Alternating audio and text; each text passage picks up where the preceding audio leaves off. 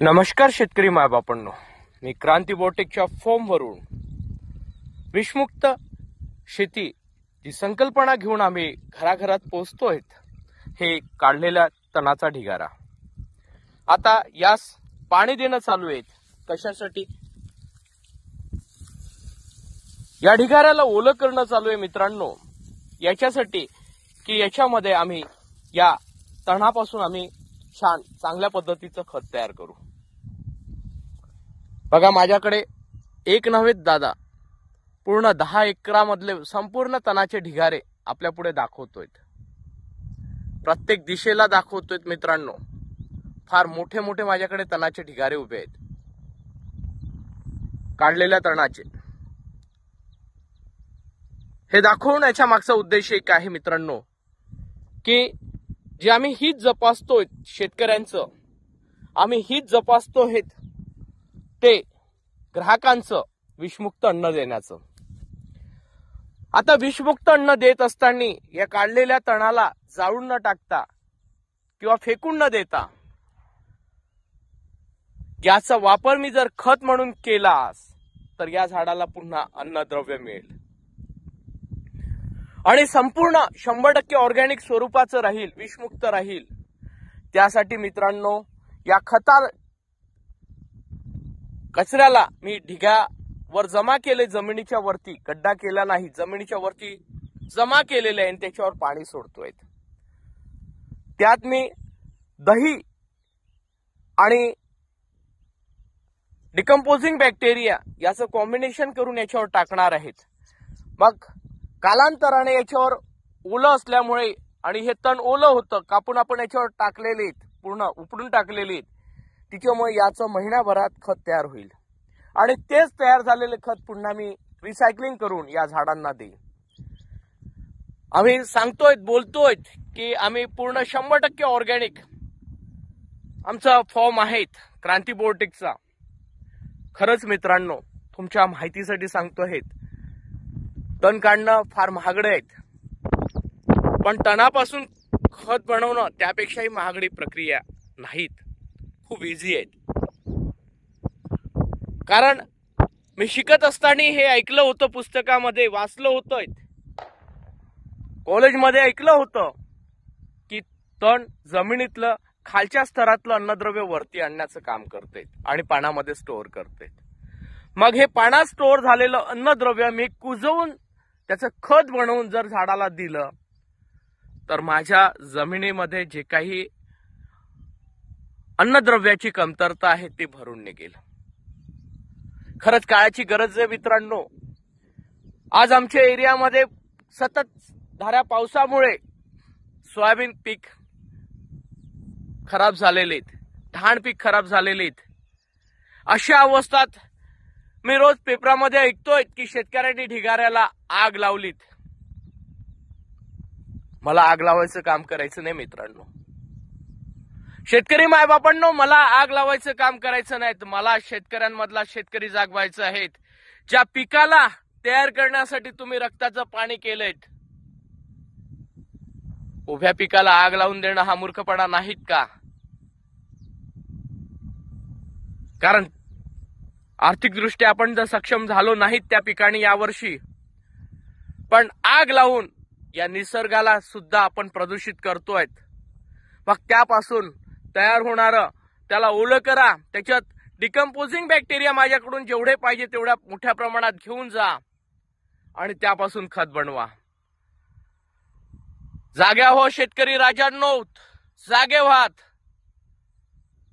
आपल्याला ह्या वसुंधरेला, काळ्या आईला तर जपायचंच आहे, सोबतच स्वतःला सुद्धा जपायचे मित्रांनो. तुम्ही जर त्या ढिगाऱ्याला आग लावलीत, सोयाबीनच्या असो, कुटाऱ्याच्या असो किंवा तणसीच्या असो किंवा कचऱ्याच्या असो, मित्रांनो तुम्हाला फक्त राखड भेटल, तेही मुठभर. पण तुम्ही जर त्याचं खत केलं तर टनानी खत तयार होईल. स्वतः स्वयंपूर्णतेकडे जा, स्वयंपूर्णतेची वाटचाल करा. प्रत्येक अवशेषाचं आपण खत तयार करू शकतो मित्रांनो. आणि जर आपण ते अवशेषाचं खत तयार केलंय तर आपली जमीन सुजलाम सुफलाम होणार. कुठल्याही सरकारवर खतासाठी डिपेंड न राहता स्वतः खत तयार होईल. मित्रांनो, कुठलंही सरकार फक्त तोंडाला घास पुसण्यापुरतंच असतं. आपल्याला बघायचं असेल तर क्रांती बायोटेकच्या फॉर्मवर या, अवश्य भेट द्या. आणि इथं बघा 20-20, 30-30 टनाचे कचऱ्याचे ढिगारे उभे आहेत. त्याला मी पूर्ण प्रक्रिया करून त्यापासून खत तयार करतोय. प्रक्रिया करणं म्हणजे खूप मोठं जिकरीचं काम नाहीये. इझिली तुम्ही याला ढिगाऱ्याला ओलं करा आणि त्याच्यात डिकम्पोजिंग बॅक्टेरिया टाका. मित्रांनो, मी सांगतो हे, त्या झाडावरचं बी सुद्धा असेल, कचऱ्याचं बी, ते सुद्धा कुजून जाईल. आणि नैसर्गिक दृष्ट्या आपल्या शेतीला जपा आणि स्वतः सुद्धा विषमुक्त अन्न खा. आमची संकल्पना आहे क्रांती बायोटेकची. घराघरात आम्ही पोहोचवतोय. ती म्हणजे प्रत्येकाच्या ताटात आम्ही विषमुक्त अन्न देणार. मग प्रत्येक म्हणजे कोण? तर पिकवणारा प्रथम शेतकरी आणि दुसरा ज्याला माल विकतोय तो शेतकरी, तो ग्राहक. दोघांच्या ताटात विषमुक्त अन्न गेलं पाहिजे ही आमची संकल्पना आहे. आमचा फॉर्म 100% ऑर्गॅनिक आहेत. ही संकल्पना मी दाखवतोय, मनामनात रुजवतोय. अवश्य आमच्या फॉर्मला भेट द्या. महाराष्ट्रात चंद्रपूर जिल्ह्यात चिमूर तालुक्यात सावरी बिडकर गावातील. जागतिक दर्जा म्हणजे काय? इथल्या जमिनीला जर चेक केलेत तर कुठलेही केमिकल मिळणार नाहीत, किंवा माझ्या कुठल्याही प्लांट मधला सेल सॅप सुद्धा घेतलात किंवा पानाचा कुठलाही पाट घेतला किंवा खोडाचा पाट घेतला, त्याच्यातही तुम्हाला रासायनिक हा शब्द निघणार नाहीत. मी जी जपतो हे संकल्पना माझ्या क्रांती बायोटेकचं ब्रीद वाक्य आहेत, ते म्हणजे प्रत्येक घर न घर सक्षम व्हावं आर्थिक दृष्ट्या. प्रत्येक घर न घर सक्षम व्हावं आर्थिक दृष्ट्या. प्रत्येकाच्या ताटात अन्न मिळावं ते विषमुक्त. एवढी मेहनत घेतो आपण कशासाठी? ते अन्न खाण्यासाठी. आणि शेवटी जहर खाऊन आपण ताटामध्ये डॉक्टरला आणि मेडिकल स्टोअर वाल्यांना मोठं करतोय, सोबतच कृषी केंद्रवाल्यांना मोठं करतोय. मित्रांनो, कृषी केंद्राच्या कंपन्यांना मोठं करतोय.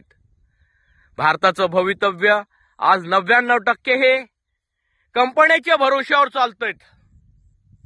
शेतकऱ्याचं अर्थकारण 100% हे कंपन्यांच्या भरोश्यावर चालतंय. शेतकरी अजून सक्षम व्हायला नाहीत.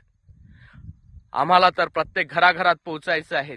प्रत्येक माझ्या शेतकरी बांधवांना सांगायचं आहे की बाबा रे, आज सक्षम नाही होणार तर केव्हा होणार? सोयाबीन पिकलं नाही, कापूस पिकलं नाही म्हणून आत्महत्या करण्यापेक्षा एकदा मैत्री करा क्रांती बायोटेकशी.